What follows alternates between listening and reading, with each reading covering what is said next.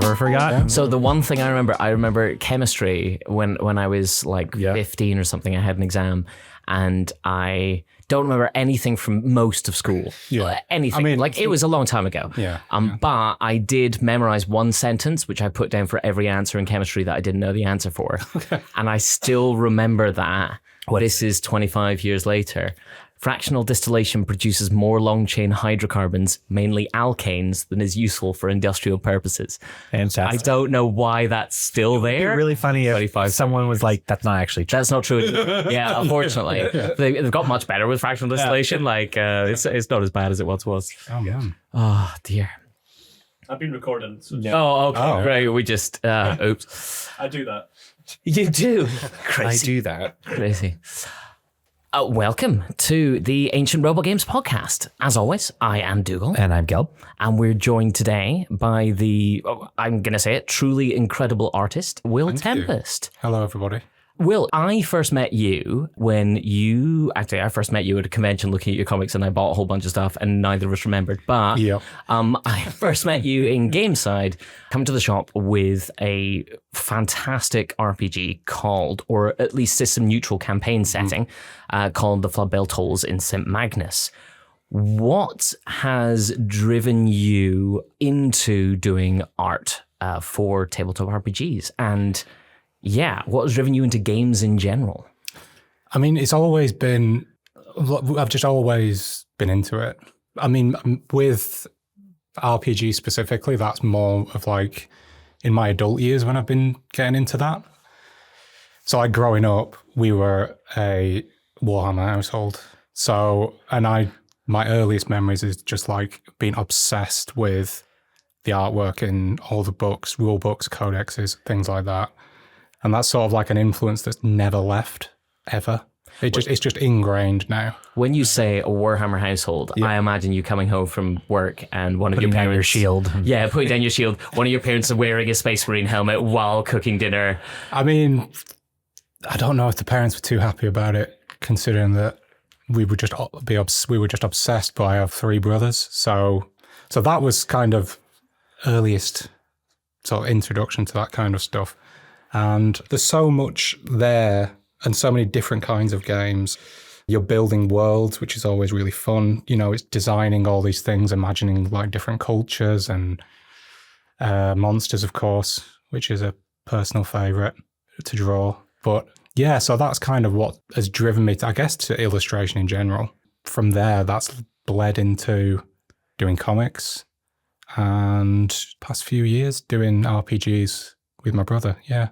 When you're working on RPGs, like with your brother, or maybe any other kind of creative work where you're working alongside someone else, like a comic or something, do you usually gravitate towards one side of the, it's usually a creative seesaw in terms of you're both influencing each other, or do you drift more towards there's something here, now I need to take that and find the right kind of artistic input, the illustration input for something that already seems to exist?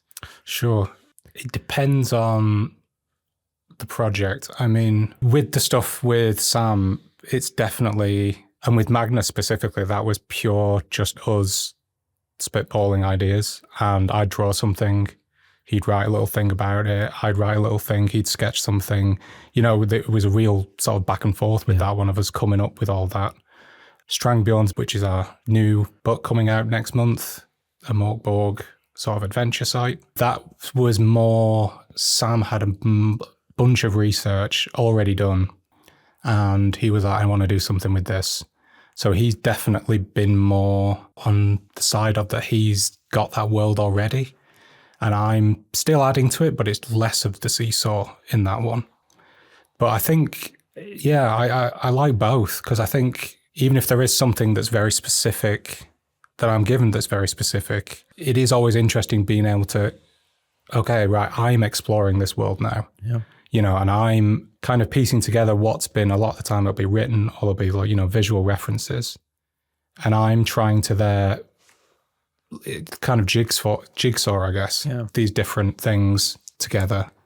I mean, you know this, but Will has been working on Aster, my next game for now a while. Yeah. I apologize. No, but, it's all good. But sort it out already.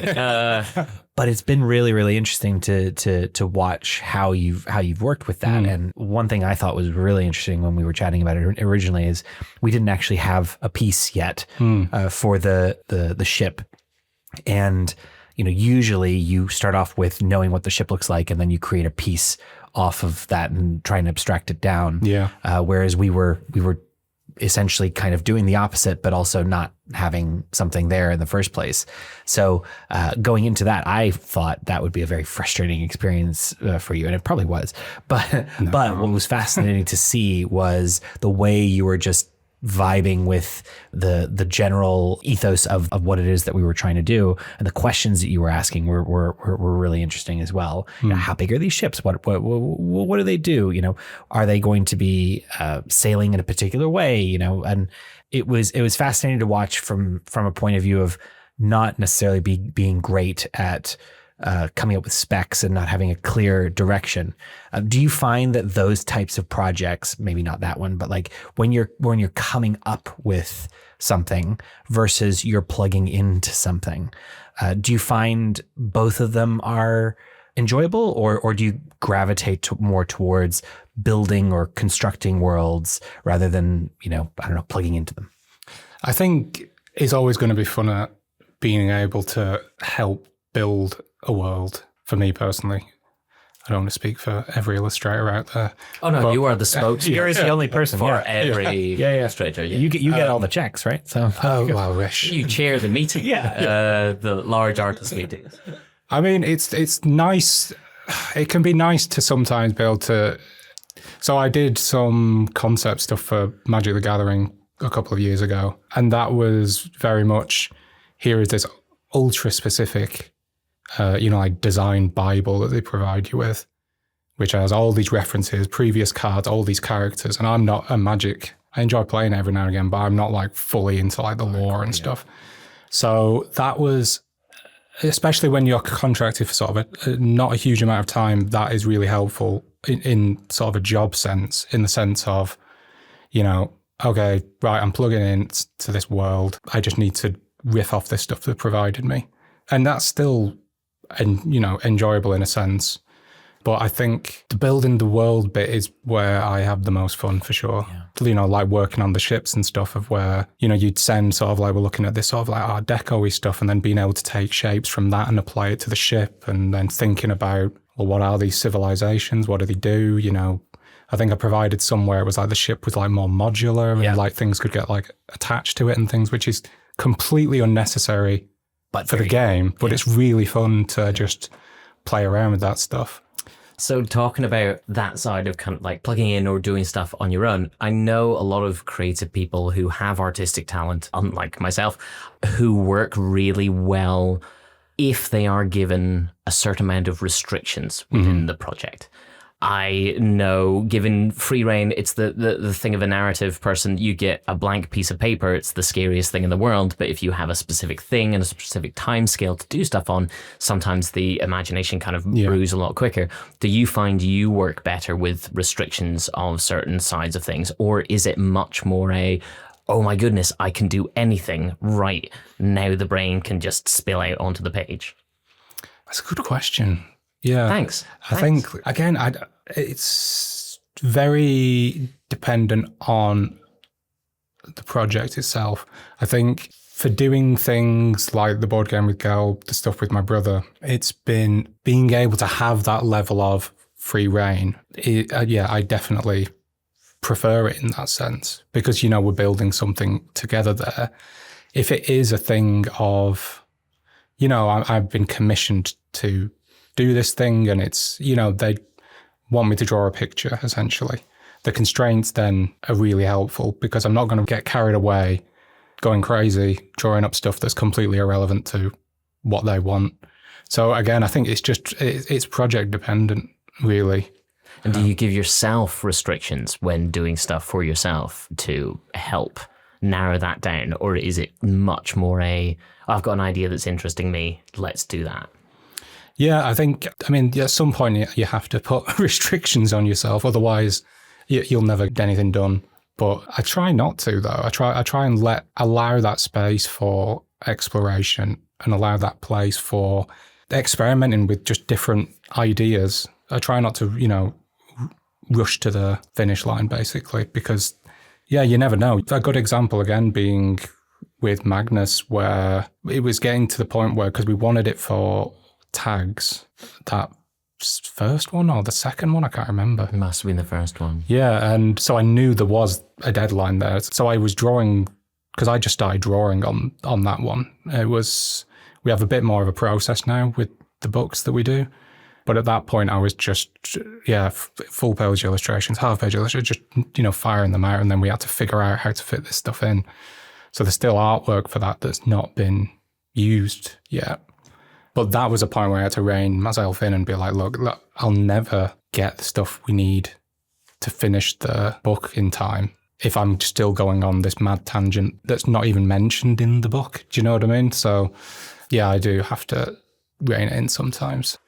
Something I'm amazed at, mainly due to the fact that I have a brother, is the difference between working on commissioned work in a professional manner versus working with family, obviously in a professional manner.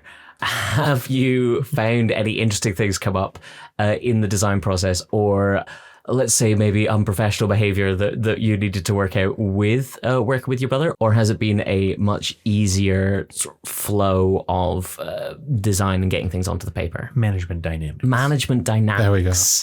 Honestly, I think we're quite similar. So it's really just been the easiest thing ever.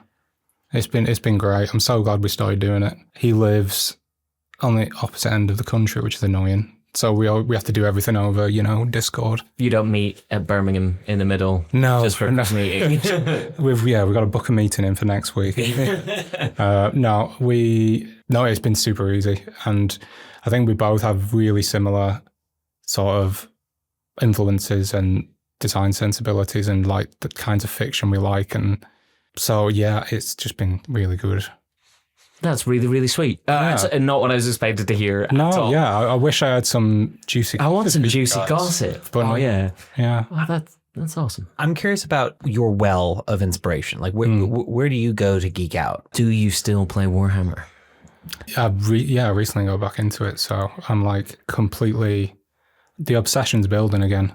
I've been getting the Horus Heresy stuff. Oh no! So I'm diving in. Head first. So I mean, inspiration-wise, I think that sort of like 80s to early 2000s Games Workshop stuff, like Adrian Smith, Karl Kopinski, those guys, they're like ingrained from childhood, really. Then I think I've been playing Forbidden Psalm, which has been really fun. And we've started a Blades in the Dark set in St. Magnus. But we need to get back to it at some point. But that was really good.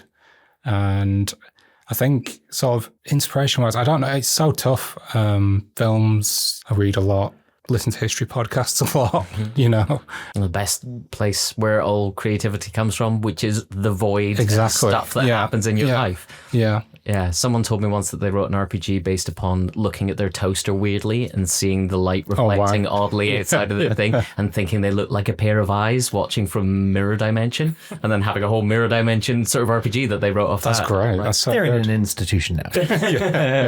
I do not confirm nor deny anything except. That's awesome. As someone who was also a big fan of, getting... I think I was given about 100 white dwarves when I was maybe 8 or 9 years old from our babysitter, who was forced to get rid of them all, and having all the ones from, the mid to late 80s and early 90s. The art in that was something else. What would you suggest? Would you suggest going back to older kind of art styles for people who might want to expand their own artistic talent within games? Do you think there's kind of like a space for going back to those more, what we would feel as more iconic styles compared to some of the more newer digital art within board games that is coming out recently? Yeah, I mean, people may disagree, but I think a good one is to look outside of games in general. I think there's a lot you can take from sort of fine artists, contemporary artists and things like that, and can be applied in interesting ways to illustrate. I'm talking illustration in general, I guess. Looking back on older stuff it's always good, but I think at the end of the day, you really got to just follow what, excites and interests you. I love digging around old, White Dwarf copies or, whatever it might be. Old video game manuals when they used to be illustrated as well. Like, I really love that stuff.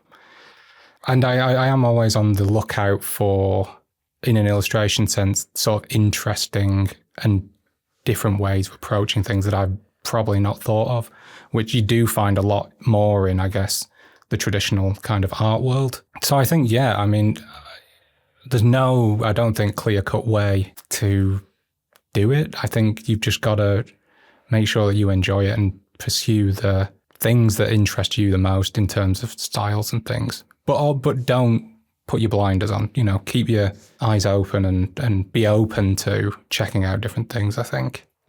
You also do Frogmen. Yes. Wait. There's an RPG called Frogmen, which Will also does. Sorry. Is maybe a better way to put that. Yes, you also have relationships with frogs. Yes. That are mixed with men. Apologies, and no offense to your various amphibian partners. But you also illustrate, and were you involved in writing Frogmen as well? I added little bits to sort of the lore aspect of it. You're a co. So I guess I could throw my name in the co. Okay, cool. Yeah, you get paid more, right? Yeah. You get that extra credit. But Sam was like all the game mechanics and all that. He's listening, so we're gonna make sure that he gets. I'm sweating now. Well, but these are two quite different. Oh yeah. Different worlds. I mean, we haven't actually gone through them. Can you describe what the stories are? What the kind of basic worlds are? So yeah, St. Magnus is a system neutral campaign setting, sort of set in a drowning world on the verge of rebellion. So you've got the monarchy that are in their mansions and castles higher up, and then everybody else sort of goes down this huge hill that is the city, and the sea levels are rising, and there's the tension there between the two.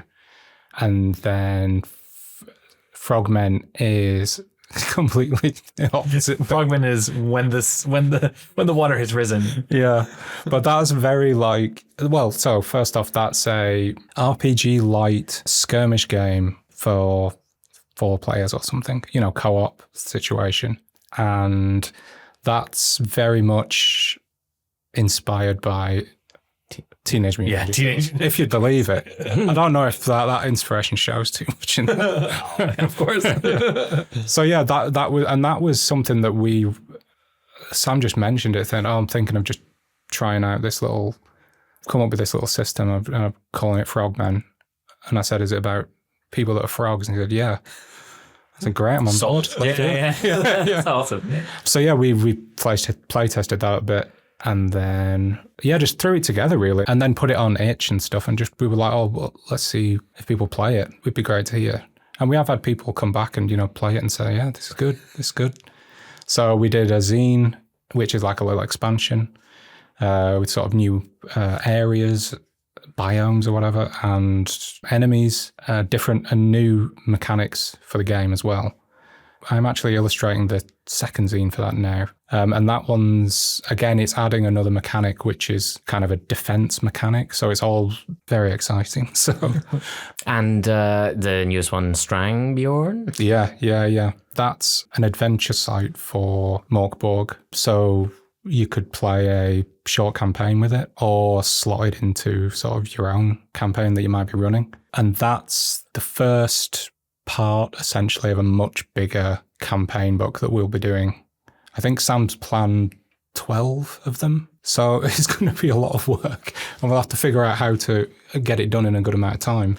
So that brotherly argument, they're just waiting to happen. It's what you're saying. There's Simmering. so far. There's 11 more to do. So Sam, just to let you know, he's crossed his arms now.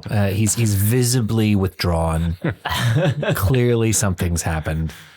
But I'm excited for it. I really love what we've done with it. I think it's so good. So people who don't know, MORKBORG is a rules-light RPG system that is kind of very Bloodborne-esque, sort of almost D&D, but very much different in the rules and things. But it is driven hugely by Johan Nor's incredible art and graphic design. MORKBORG itself, the original book, is amazing, but so much has come off it due to that license being very, very open, including crazy things like Lear the Vampire King, which Johan's 5-year-old brought him drawings and said, this is what's happening in an adventure, and Johan drew in his own art style and drew it into a proper book, which is fantastic.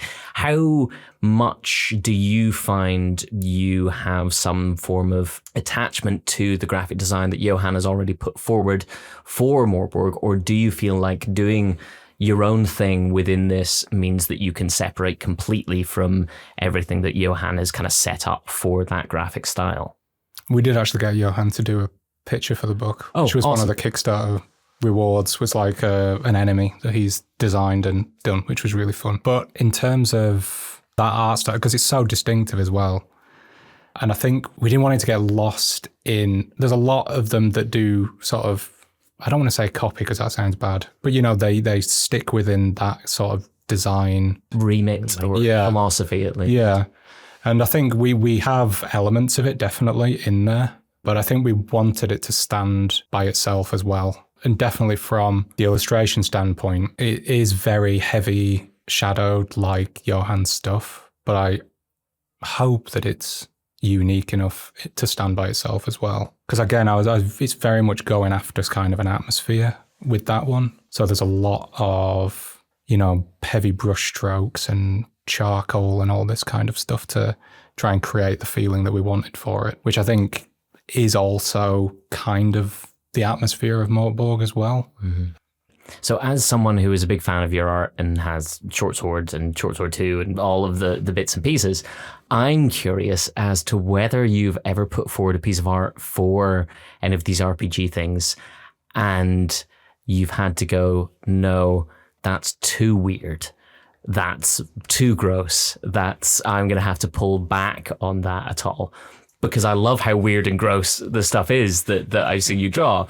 But I wonder if there's a point where you've had to go, I've gone too far. I mean, it's funny you say, because there was a point in Strang Beorn where I can't remember what bit it was specifically. I think it was, there's like a shrine and there's a tongue nailed on a shrine.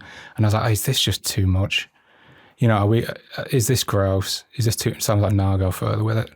You need to go further with it. Yeah. Can we have more tongues? Exactly, yeah. So I think that helps when you're working with someone with very similar kind of sensibilities. And in terms of commissions... French, presumably. No, sensibilities. No. In terms of It's with the tongue. What? Because it's with tongue. Oh, goodness. Yeah, all right. We've had our one for this episode. And in terms of commission stuff, no, I've never had anyone come back and say, look, this is too much, Will, you need to go look at yourself in the mirror and think about what you've done. Now you will be seeking out. Yes. Yeah, exactly, yeah. Well, yeah, now I want to push. You want to see how far this can go. Yeah. That's awesome. Are there any things that you've seen out there and you're like, I wish I had done that? Or I wish I'd been involved in that when it comes to games or game design side of things? Trench Crusade, I think. Really? Yeah. Because it started Grimdark again, where, the first time I saw some images from that, I thought, this is so, up my street. Mm-hmm. And I, funnily enough, was like, should I email them with my stuff and maybe they'd want me in? But, yeah, no, that was one where I would have loved to have done some work for that, definitely. Well, for those Trench Crusade heads listening, Trench heads, do more Trench Crusade for one, because all of us are loving Trench Crusade at the moment. It's a really, really nice and clean rule set for one thing, but two, it is miniatures agnostic. I love the miniatures people have been putting forward for it though, which is really cool. It is a very insane allegory, First World War, but also strange spin-offs of Catholicism and demons and other weird stuff. does a whole big alternative history thing of it goes back like way before that, and that's when all these things happened. But now it's the First World War side of things. And as you say, Grimdark it's like they saw Warhammer and went, yeah, that's not quite enough yet. Let's push that further. Yeah. But I know a lot of people who are really, really loving it right now. And so I'm certain that there will be more Trench Crusade stuff coming up at some point soon. So I've still not played it yet. I really want to play. We should get on that. There's a lot of people doing it. The one thing that I found very interesting was their Kickstarter, where if you wanted all the miniatures and all the rules and everything else like that, I think it was $666, which was a big price, but also very cleverly marketed. Yes. Yeah, they did really well. Yeah. When you obviously were doing your own Kickstarter for Strang Beorn, how did you find that process? Stressful. Yeah, it was fine, honestly. It was totally fine. Okay, there's two sides of the coin. I definitely was getting way more stressed about it than Sam was, because I'd done one for my comic as well. And luckily with that, I went into that just completely blind of just being like, I'll just do people have said I should do a Kickstarter for this thing. I'll just put a Kickstarter together. And I had incremental stress through that one of like, I should have more tiers and all this stuff. And, I actually need to properly write a thing about what, the comic's about. So it was very much sort of on the fly editing of that one. But with Strang Beorn, so I went in and thought, know what I'm doing with this one. So I won't be stressed, but it still managed to come. There was still days of sat there, refreshing that page. Nothing happens. Oh man, it's my poor heart can't take it. So no more Kickstarters? No, we'll be doing another round. Yeah. Sounds like you're another 11 at this one, to be honest, at least. Yeah. The Kickstarter thing obviously helps a lot of people get a lot of games being made, but there has been a lot of talk about it being overshadowed by other bigger projects, which are sequels to other things that big companies using, and them just using it as a marketing tool more than anything for releasing their games. Did you find that you were a little bit worried about what else was on Kickstarter at the time that you were doing it, just to take away some of those views from Strang Beorn? Or do you find that it was actually, no, it was really great because as someone independent, there's no chance that we would get the reach that we are getting at this point in time, and it's actually good for kind of smaller creators as well? I think it is a good marketing tool for sure. It seemed, I think quite a few of the backers that we had, because we did it as part of Zine Quest at the beginning of the year, were just people that were going through that and being, oh yeah, what's this? Let's check it out and I'll back it. And we even had, we were on some people's sort of roundups of, like Zine Quest roundups of like, cool project that's potentially coming. So I think it definitely does help get eyes on a project for sure. But it is also a lot of work to set up, run, and then especially fulfill at the end of it. So luckily with this one, that was kind of my number one thing with doing the Strang Beorn one with Sam, was we need someone to do fulfillment. So we teamed up with Peregrine Coast, who will be handling shipping and all that stuff.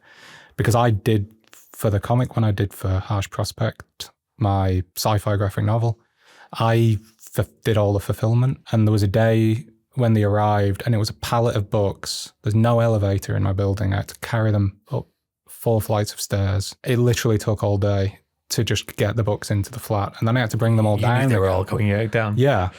And then it took literally a month of going to the post office like every day to do them, because I don't have a car, so I couldn't do it in a big bulk thing. So that was my number one thing of I'm not doing that again. Yeah. So I think, I don't think I've done enough of them to really be able to give any proper advice about them. I think this is the second one I've done, but it seems to go well for us. So I think there's no reason why, if you're working on a small project, you shouldn't try that out.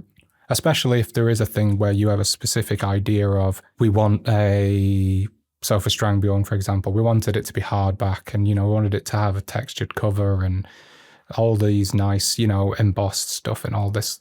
We knew we wanted that and we couldn't put up the money ourselves for that. So that's why it made sense as well to go to Kickstarter for that, to allow us to be able to afford to make a project like that. That being said, there are people that just do zines on there. So I think it just depends what works for you. Well, I think as well with the art being such a visual medium, A draw, yeah. It's easier when someone is scrolling through stuff to see something that looks unique and go, oh wow, that's great, and looking further into it. It's that kind of like marketing thing of people's first second and a half of viewing something is what will really make them probably more likely to buy it, and or at least do a bit more research about it. So as someone who is a prolific creator, what advice would you have, if any, for any artists who would like to get into board games, tabletop RPGs, any of that side from the back end side of things? I would say just make things. So the way I've thought about this, and I think the way I would do it if I didn't have Sam to do sort of the heavy lifting with all the writing, people really love world-building books that are picture-based with very little writing. I think that's a good way to do it. People like, these character zines where it's just a bunch of characters, and maps people love, and I think there's a lot of avenues for you to just make your own stuff and put it out there. I think also just keeping an eye on, is there anyone making something now that's looking for stuff, or, and being, involved in kind of the community aspect as well, like the workshop here, the getting to know people and what other people are working on. And I think that's maybe a way of doing it. I'm not sure. I mean, there's no direct route with these things, but getting involved with other people's things as much as possible and being interested in them. And just making stuff, just make stuff for sure. Yeah. Amazing. If people wanted to find more of your things, where would be the best place that they could go and view it? WillTempest.com and gravegoodspub.co.uk. I don't think it's .com. I think it's .co.uk. Okay. I thought you were going to say actual Grave Goods pub. I'm in the pub all the time. I'm going to be there.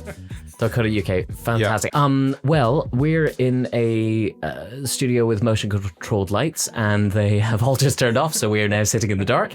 I think that is probably time to end the episode. Thank you so much for joining us, Will.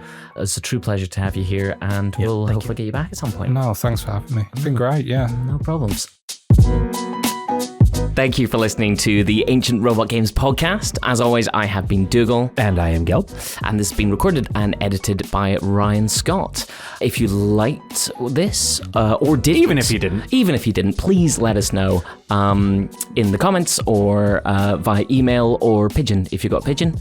Follow us wherever you get your podcasts. And if you like us, drop us a line. And if you don't, do this really, really cool thing where you press follow or like. It actually works against us. So we'll still get the message. Thank you very much for coming and listening with us. And we'll hear you next time.